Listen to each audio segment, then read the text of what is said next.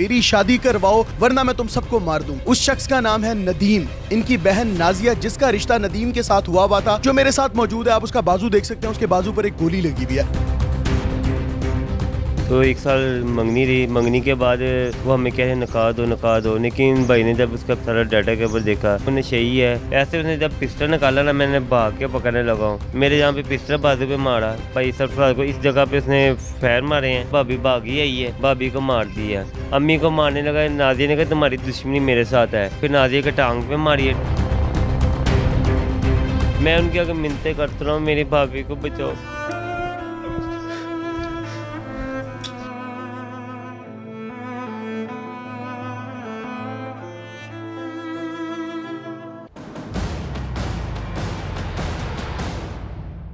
अस्सलाम वालेकुम नाज़रीन, मैं हूं आपका मेज़बान अली बलोच और आप देख रहे हैं पाक 24/7 न्यूज़। रिश्ते से इनकार, मेरी शादी करवाओ वरना मैं तुम सबको मार दूंगा, ये धमकियां एक हद तक चलती रहीं।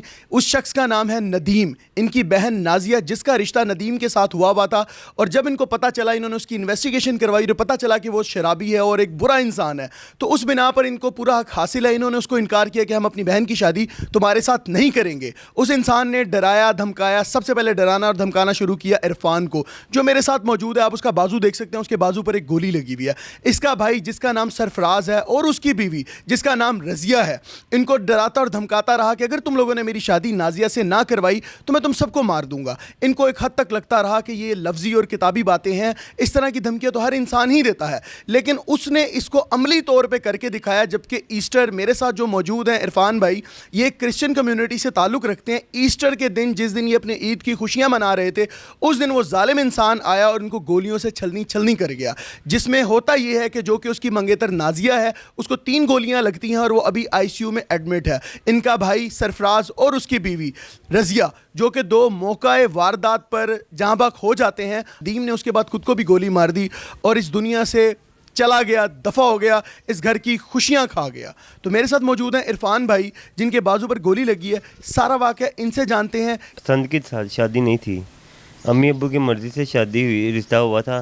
तो 1 साल मंगनी रही। मंगनी के बाद वो हमें कह रहे नका दो, लेकिन भाई ने जब उसका पीछा सारा डाटा के ऊपर देखा और यही पता चला कि वो नशेई है। अच्छा। आवारा लड़कों के साथ फिरता है, काम काज नहीं करता है। तो 4-5 दफ़ा जवाब दे दिया था।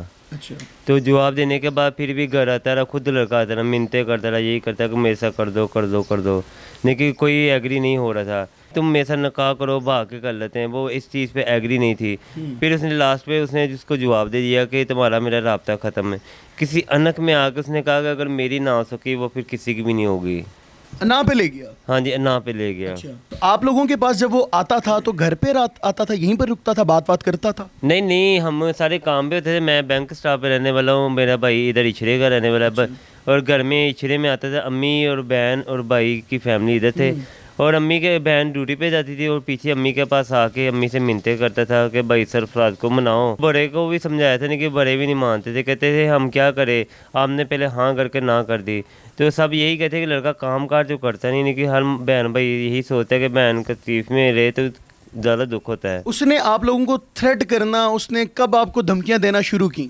ये कि मैंने 2-3 हफ्ते पहले की बात है। ये घर है, राड लेके आया और आके अम्मी के पास बैठा रहा और कहता मैं काम से सीधा आया हूँ। तो भाई सरफराज को कहा ये पकड़ो, ये मैं सर में मार दो, तुम मुझे फ़ोन पे धमकियाँ देते हो, ये करते हो वो करते हो, रिश्ता नहीं करना, यहाँ रिश्ता नहीं करना तो मुझे ख़त्म कर दो, नहीं तुम रिश्ता करो। उसने कहा चुपचाप तू चले जा। कहता नहीं मैंने नहीं जाना। फिर सरफराज अपनी बेगम को स्कूल से लेके आया। उसकी बेगम ने उसकी यहाँ पे खड़े होकर काफ़ी बेइज्जती की कि नदीम तुम इस तरह क्यों आते हो, हमें क्यों जलील करते हो। एक दफ़ा जब जवाब दे दिए तुम दोबारा क्यों आते। फिर गुस्से से चला गया। उसके बाद वो उस वक्त वहाँ से चला गया। हाँ जी। फिर हमें भी कॉल करता होता था, बड़े भाई जिसने रिश्ता करवाया था भाई उसको भी कॉल करता था और यही कहता था कि भाई सरफराज को मनाओ, भाई सरफराज को मनाओ। कि हमारी पूरी फैमिली को इकट्ठा करना चाह रहा था कि इकट्ठे मैं इनको ख़त्म करूँ। तो जब हम 5 बजे इधर इछरे में पहुँचे अम्मी के घर, तो उसने नदीम ने कॉल की, भाई आप कहाँ पे हो। मैंने कहा मैं इछरे अम्मी के घर आ गया। कहता चलो ठीक है। भाई से भाई सरफराज आया, लॉक किया, कहीं उससे वो पीछे से उसने पकड़ा हुआ था। तो भाई की बेटी बाहर भाग के गई है।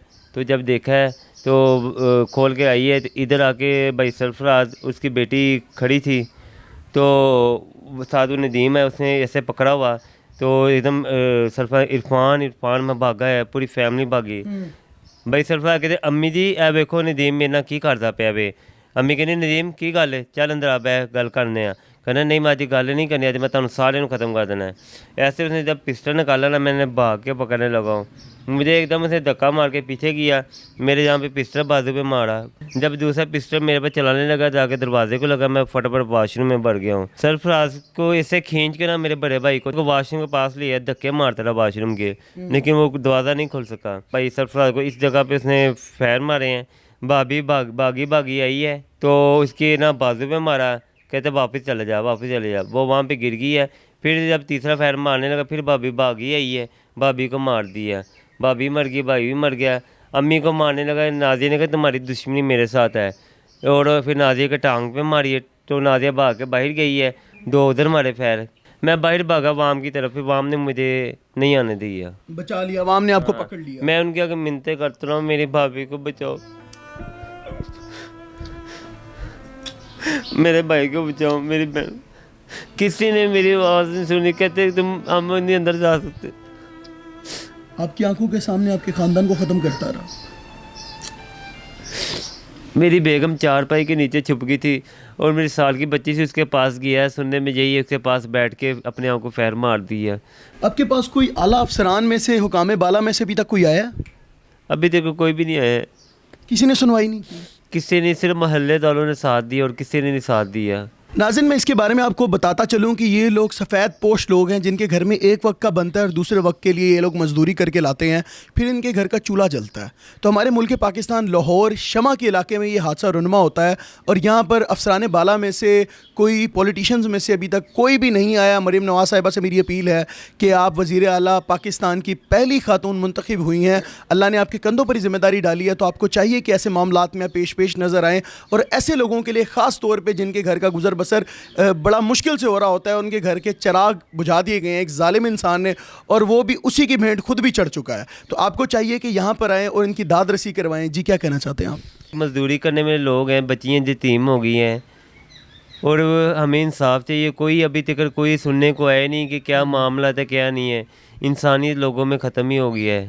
अब बेफिक्र है, इंशाल्लाह आपके साथ रियासत भी है, आपके साथ लोग भी हैं, आप हमारी क्रिश्चियन बरादरी हैं। इस मुल्क पाकिस्तान में अक़लियतों के लिए एक भरपूर हक़ हासिल है उनको कि अपनी इबादत भी करें और बासानी अपनी ज़िंदगी भी गुजारें। तो इंशाल्लाह आप पुरुम्मीद रहें कि आपके लिए जो भी होगा बेहतर होगा, आप बेफिक्र रहें, और इंशाल्लाह आपको हक़ मिल के रहेगा। अफसरान बाला मरीम नवाज साहिबा से को आखिरी पैगाम देना चाहते हो आप, तो आप दे सकते। पैगाम यही है कि जो सी बच्चियाँ 3 यतीम हो गई हैं, बच्चियाँ पढ़ रही हैं स्कूल में, माँ काम करती थी, बाप मजदूरी करता था, और बहन जो सी जॉब करती थी। बहन भी अभी IC में है, और दोनों चले गए हैं, कमाने वाला कोई नहीं है, ये किराए पे मकान है। तो अब ये सिलसिले, ये मामला कहाँ से चलेंगे? बच्चियों के मुस्तकिल ख़राब हो गए हैं। तो यही है, अर्ज़ है, मिन्नतें है, फरियाद है कि यहाँ इंसाफ मिल जाए, यहाँ बच्चियों का कोई मुस्तकिल हो जाए बस। नाज़रीन, सारी गुफ्तगू आपने मुलाहिज़ा फरमाई, फ़ैसला आपका है। इस वीडियो को ज़्यादा से ज़्यादा शेयर करें और इनकी आवाज़ आप बने, ताकि अफसरान बाला तक ये वीडियो जा सके और वो इनकी दाद रसी और इनके पास आके इनके लिए कुछ बेहतर कर सकें, ताकि इनकी ज़िंदगी गुजारने में कुछ आसानी आ सके। इतना बड़ा जुल्म और इतना बड़ा दर्द है कि इसका दावा आप, मैं, या हम में से कोई भी नहीं कर सकता। तो इसी के साथ साथ अपने मेज़बान को दीजिए इजाज़त। देखते रहिए पाक 24/7 न्यूज़।